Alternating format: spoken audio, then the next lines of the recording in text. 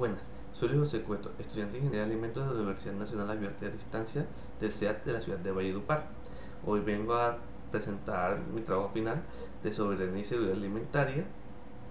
Entonces, comenzando, presento mi cédula, si tapo, para que se vea que soy yo.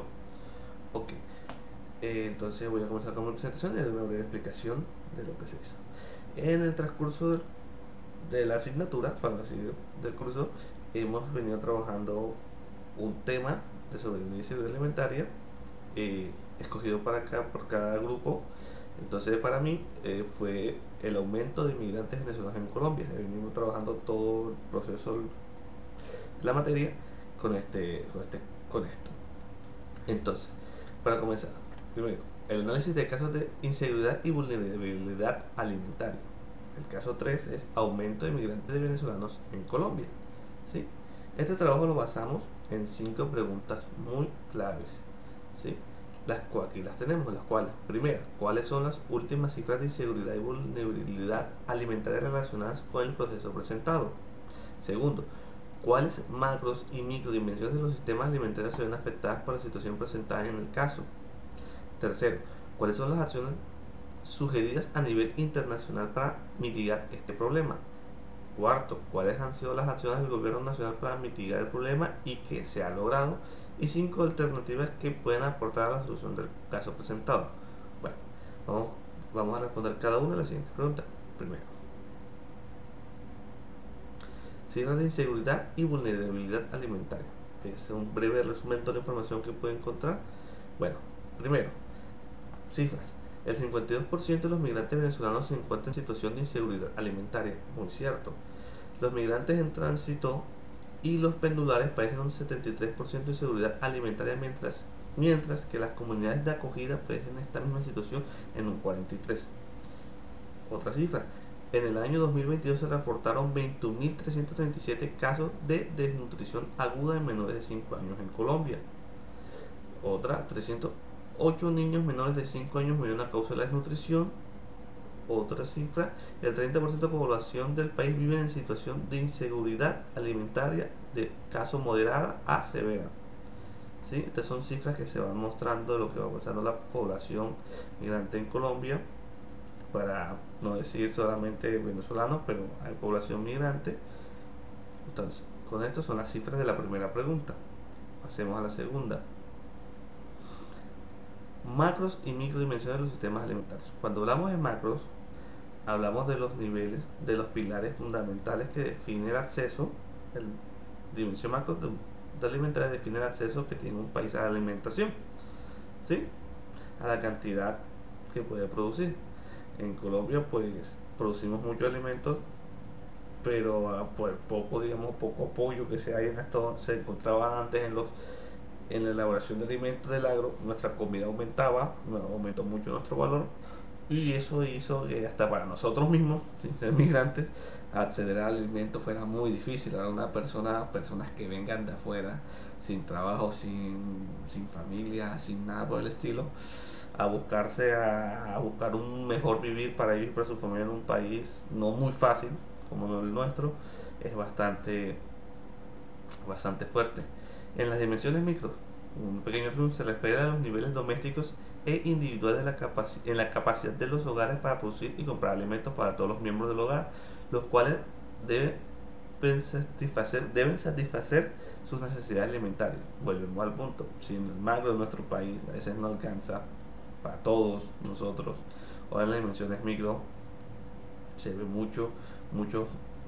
Pues en mi ciudad, en Valledupar, se ven todavía muchos migrantes venezolanos en la calle pidiendo limosna, comida, un plátano para comer, lo que sea. Y de verdad es bastante triste ver la situación que pasa algunas personas, donde sabemos que, pues si sabemos administrar todo, alcanza para todos. Simplemente algunos dicen, piensan más en uno que en los demás, y bueno, lastimosamente pasan esos casos.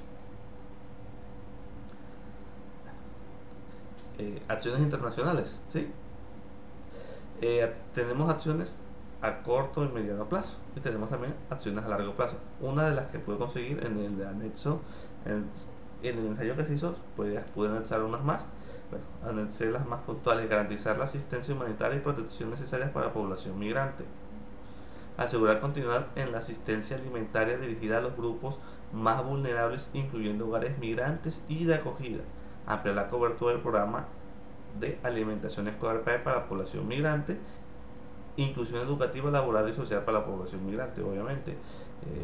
A intentar ayudarlos, conseguirles un trabajo para que puedan comprar su propia comida, para que eviten la delincuencia, que no solamente es un desabastecimiento de alimentos, sino que el desespero de esas personas con hijos, pidiéndoles alimento, viendo que no han podido comer sino que solo han tomado una colada, pues muchos padres o muchas personas se desesperan y surgen banada delincuencias.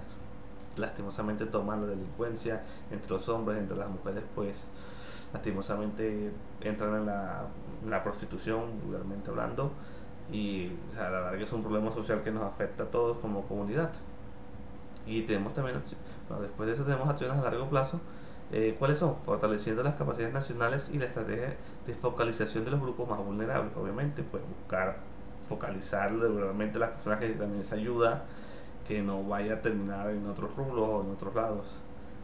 Un, por programas de integración socioeconómica, inclusión de los sistemas nacionales de protección social. ¿Sí? Son ideas, o sea, fortalecer la sociedad para evitar todo esto, todo el caso que se está viendo. Bueno, por cuarto, acciones del gobierno nacional frente a esta situación.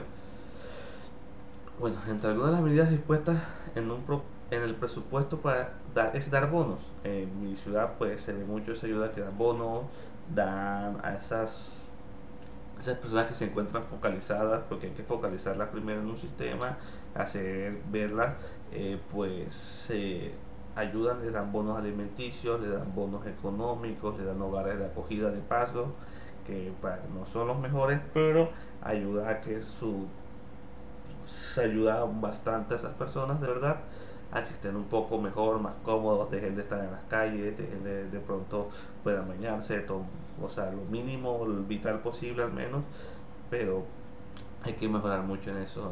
Nuestro gobierno nacional, de verdad, nuestro país nunca estuvo preparado para una migración tan grande como de Venezuela hacia Colombia.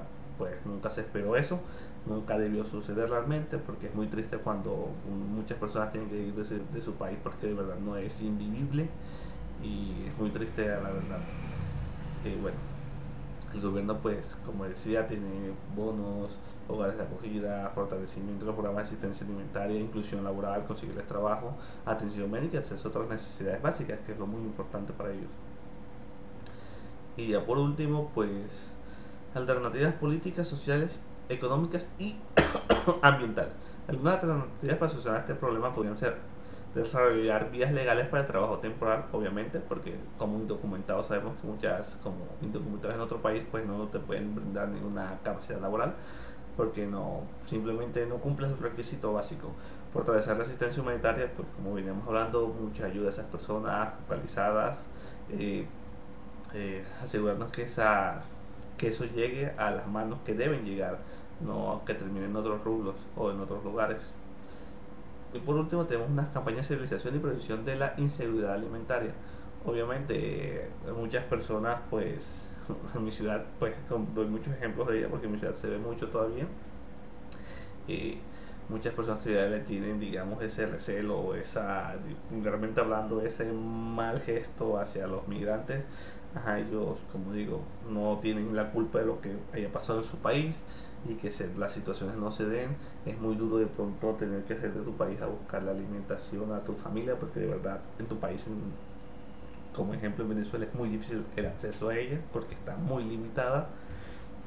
Entonces, todavía aquí en mi ciudad hay muchas personas que son nada más sirven para pedir, nada más piden comer, son flojos, y entonces siempre hay un estigmatismo, vulgarmente para decirlo.